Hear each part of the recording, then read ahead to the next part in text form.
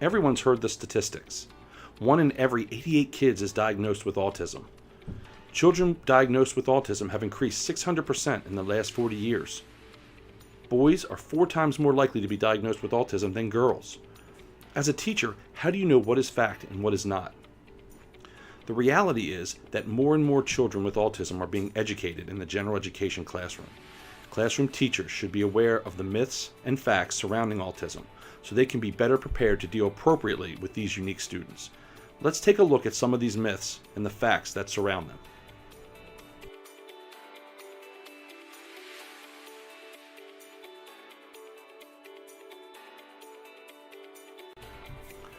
What is autism really?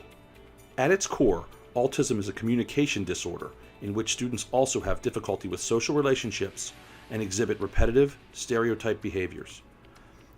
Because autism is a spectrum disorder, any individual with autism can exhibit any of these characteristics or behaviors to any varying degree. Behaviors such as rocking back and forth, flapping hands, or repeating back everything you say can cause teachers and students to develop misconceptions. Let's take a look at a few. Myth. It is often stated that students with autism neither feel nor express emotion. According to both Autism Speaks and the Autism Society, children with autism feel the same emotions as everyone else. Happiness, sorrow, anger, and even fear. They just have difficulty communicating emotions like other children. Children with autism often show emotions in different ways than non-autistic children.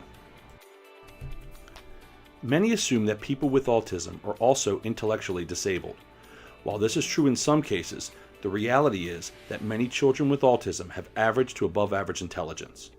Even though a student with autism may appear to be looking away or to be self-absorbed, they usually are learning just like everyone else in the class.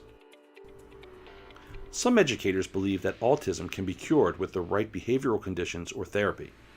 It is true that behavioral support and therapy can help people with autism make great gains in terms of their everyday functioning. In some cases, if the disability is addressed early on, students may make such progress that they get to a point in which they no longer require special education. However, the reality is that these types of supports address the symptoms and are not a cure. At this time, there is no known cure for autism. One of the most popular myths is that people with autism have amazing talents and/or abilities. A very common misconception about people with autism is that they all have savant characteristics. Think of Dustin Hoffman's character in the movie Rain Man. The ability to count spilled toothpicks in a split second or memorize a dinner menu are very rare among people with autism. In fact, only 1 in 10 people with autism also have what they call savant syndrome and exhibit these savant type of characteristics. This particular myth gets perpetuated by what we see in the news and in Hollywood. The fact of the matter is that the vast majority of individuals with autism do not possess these characteristics. A common myth that was very prevalent years ago was that bad parenting caused autism.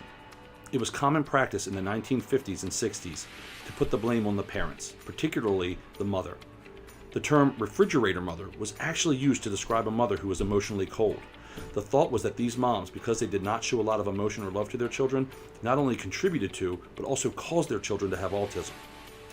Of course, today, we know this not to be true. What we do know is that autism has been linked to biological and neurological conditions that affect brain development, not the emotional warmth of the mother.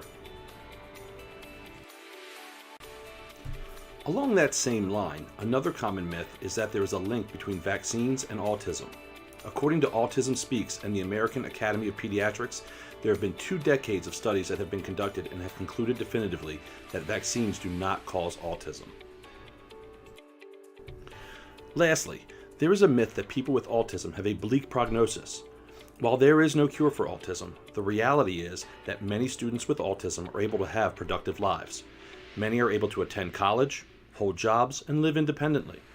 It is our job as educators to provide the right supports so that these students can achieve. There's a saying that if you've met one person with autism, then you've met one person with autism. If we view students as individuals and work to dispel the myths, students with autism can have a great chance to succeed in school and in life.